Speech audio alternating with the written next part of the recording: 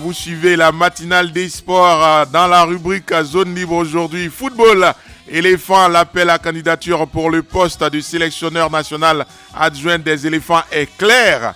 Le sélectionneur national adjoint des éléphants doit être ivoirien et résider en permanence en Côte d'Ivoire pendant la durée du contrat.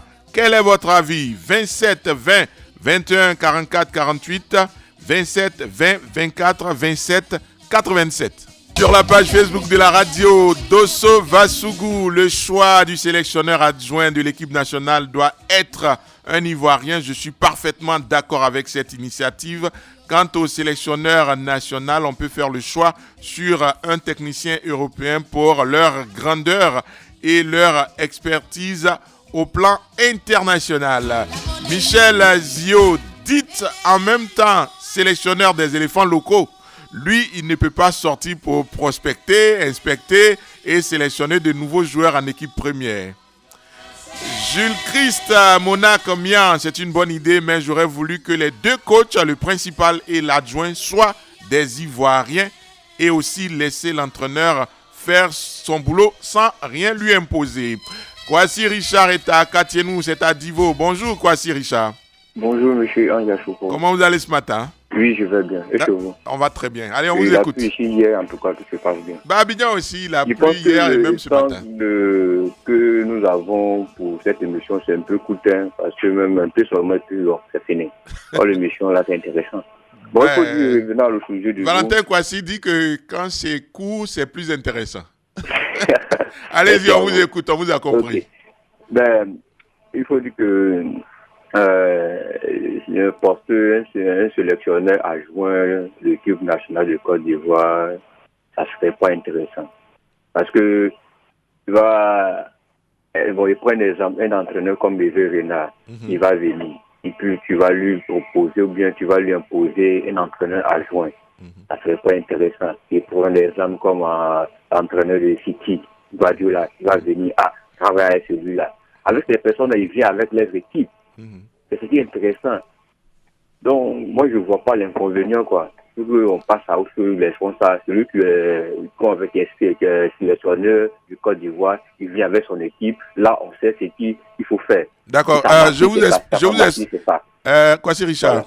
Oui. C'est un appel à candidature et dans un appel à candidature, il y a des conditions.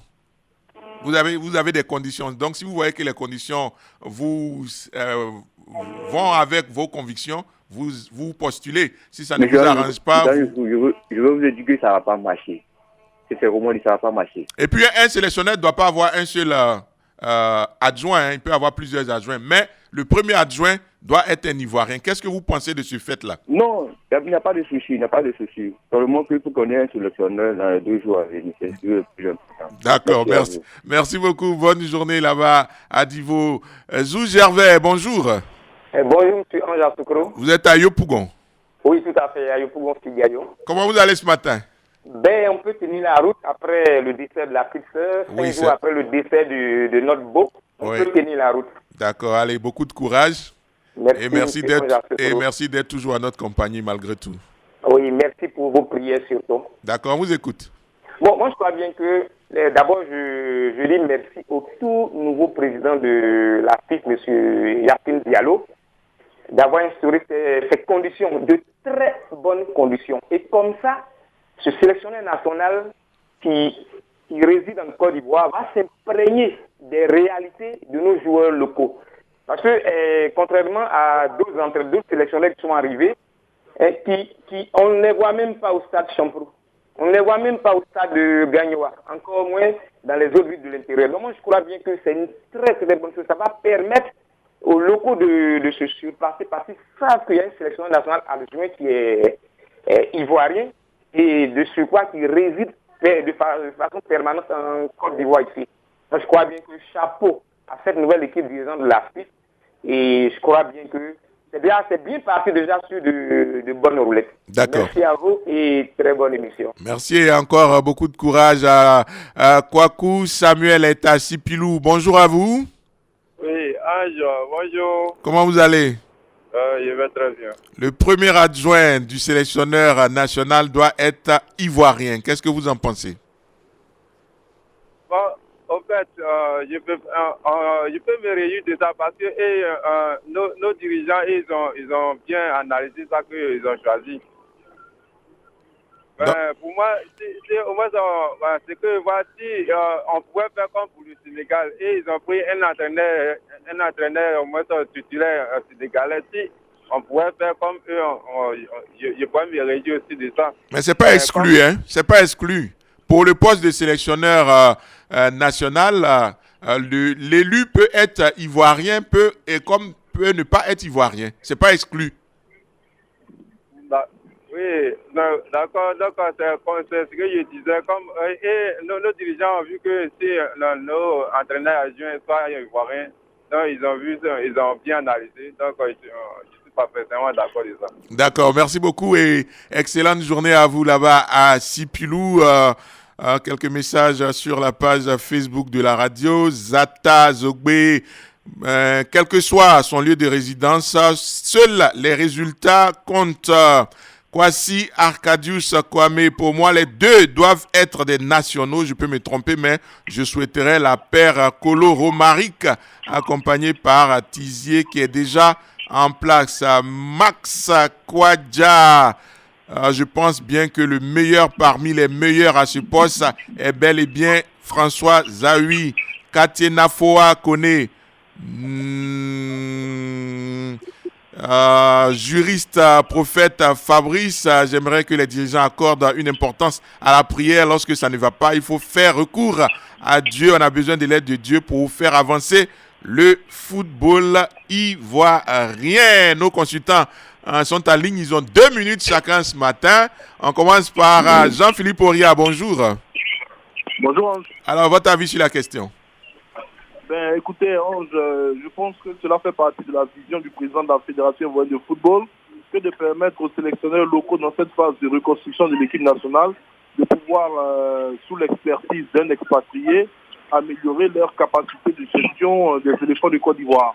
C'est vrai que ces dernières années, on a eu des sélectionneurs nationaux qui ont fait montre d'un certain savoir. Je vais parler notamment de Zawi et de Kamara Ibrahim. Mais bon, je pense que ça n'a pas été suffisant pour permettre à la Côte d'Ivoire de remporter le Saint Graal.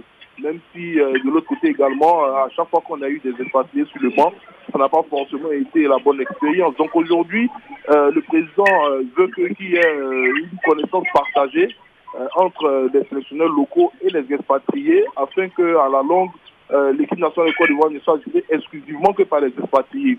C'est vrai que si nous avons des techniciens de qualité, je pense que pour le chantier, il n'est pas question de les griller en confiant à un technicien local d'une sélection nationale qui aurait du mal à décoller et pour ternir l'image un peu de nos techniciens locaux. Donc je pense que pour moi, ce serait un bon mix déjà, permettre aux techniciens locaux d'apprendre et puis comme il a si bien dit dans 2 ans, récupérer l'équipe parce qu'à la longue, il faudrait que chaque sélectionneur de l'équipe nationale soit un local pour avoir cette touche particulière, je dirais même de patriotisme, afin de les amener à se transcender, eux, les différents athlètes, à chaque sortie des équipes. D'accord. Coach Lassina Traoré, bonjour.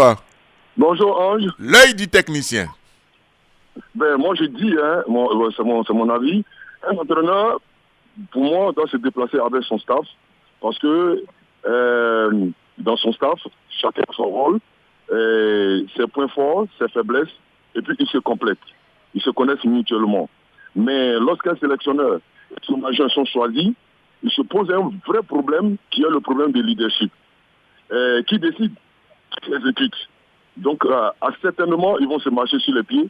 Et le problème de torpillage va tout de suite s'installer parce que l'adjoint, vous savez que lorsque un sélectionneur titulaire est tout de suite démis de ses fonctions, il est tout de suite suivi par son adjoint. Et son adjoint, il fera de tout son poids pour ne pas que ça marche. Et donc, en plus, les sélectionneurs, que ce soit un expatrié, il ne connaît pas vraiment la mentalité. Si dans le cas, son adjoint était un Ivoirien, il ne connaît pas la mentalité et la manière de procéder d'un coach ivoirien. Et donc, par mesure de précaution, pour moi, il serait très intéressant de laisser le sélectionneur venir avec son staff. Et puis, maintenant, si le résultat, ça ne marche pas, il n'y a pas de souci. Mais encore, le sélectionneur, vous voyez que lui, il a une emprise sur les sélectionneurs locaux, ainsi de suite. Donc, avec le temps, si ils voient une certaine progression, je pense qu'il n'y a pas vraiment de mal à chercher à travailler avec le sélectionneur local pour qu'il intègre petit à petit pour une question de confiance et puis une question aussi d'autorité. D'accord. Donc pour moi, il serait encore plus intéressant. À moins que ce soit un sélectionneur local, si c'est un sélectionneur local, il connaît bien la maison, ainsi de suite. Voilà pourquoi la problématique d'hier se pose. Je dis que avant que le président de la fédération ne vienne au pouvoir, dans l'antichambre, il devait déjà avoir une grosse idée à 90% de son sélectionneur et puis de voir quelles sont les différentes difficultés auxquelles il serait confronté. Parce que le 6, nous avons déjà une rencontre assez importante. D'accord. Merci beaucoup. En tout cas, le temps qui nous est imparti ce matin s'achève. Il y a un communiqué du protocole d'État. Donc, on se donne rendez-vous dès demain matin, 7h30. Excellent mardi à tous. Au revoir.